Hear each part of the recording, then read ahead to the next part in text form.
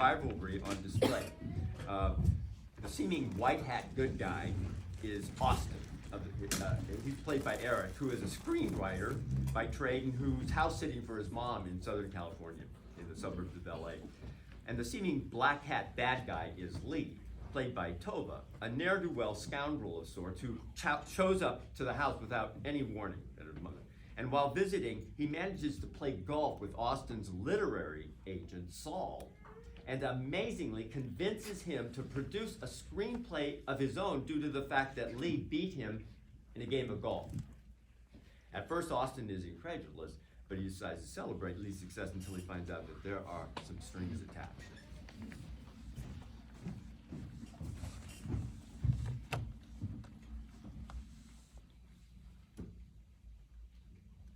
You really liked it, huh? He wouldn't have gave me these clubs if he didn't like it. He gave you those clubs? Yeah, I told you he gave me the clubs. The bag, too. I thought he just loaned them to you. He said it was part of the advance, little gift-like gesture of his good faith. He's giving you an advance. Now, what's so amazing about that? I told you it was a good story. You even said it was a good story. That really is incredible, Lee. You know how many guys spend their whole life trying to break into this business just to get their foot in the door? I got no idea. How many? How much of an advance is he giving you? Plenty. We were talking big money out there. Ninth hole is where I sealed the deal. You made a firm commitment. Absolutely.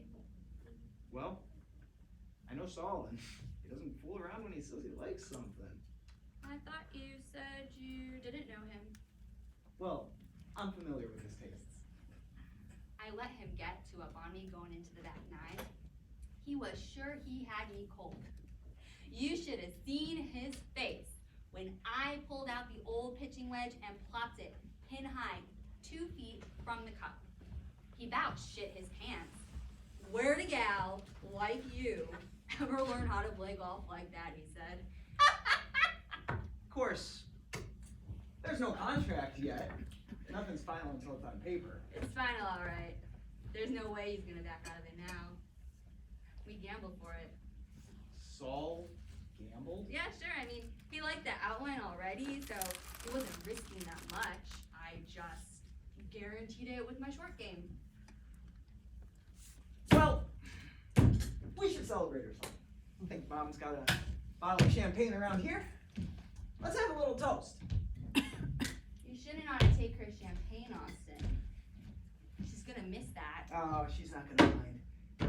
I'll buy her another bottle. Besides, it's perfect for the occasion. You're gonna get a nice fee for writing the script, of course. Straight fee. Writing the script? That's what he said. Said we couldn't hire a better screenwriter in the whole town. I already have my own project I'm working on too. I don't have time to write a script. No. He said he was gonna drop that other one. What, you mean mine? Oh, he's gonna drop mine into yours instead? Now look, Austin, it's just beginner's luck, you know. I mean, I sank a 50-foot putt for this deal. No hard feelings. He's not gonna be in, Austin. Told me he wouldn't be in till late this afternoon. No. He wouldn't do this without telling me. Are you sure that's what he said? That's what he told me. No, I don't believe it. No, I mean, he wouldn't do that without talking to me first, right? You know, he wouldn't do that without talking to me. Well, I was kind of surprised myself. But he was real enthusiastic about my story. What'd he say? Tell me everything he said. I've been telling ya.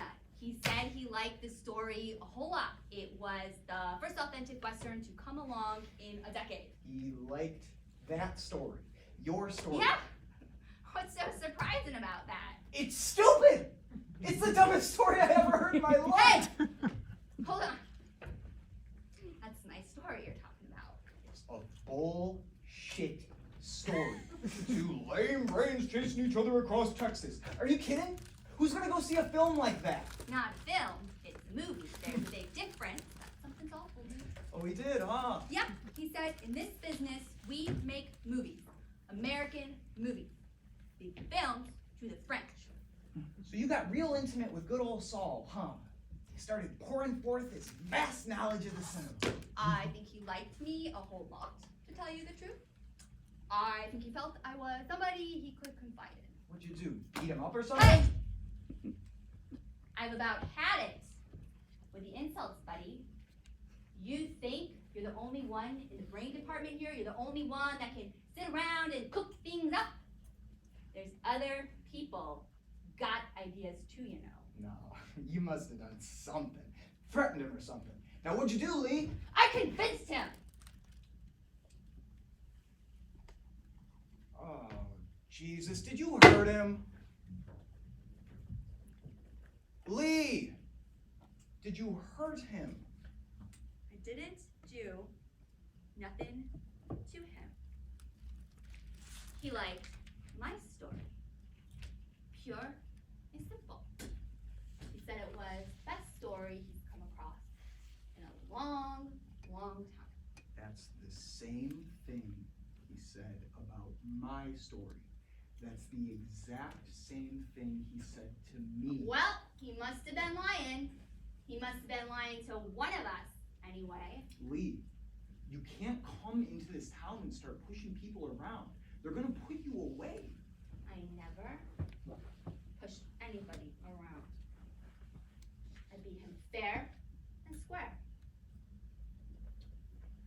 They can't touch me anyway.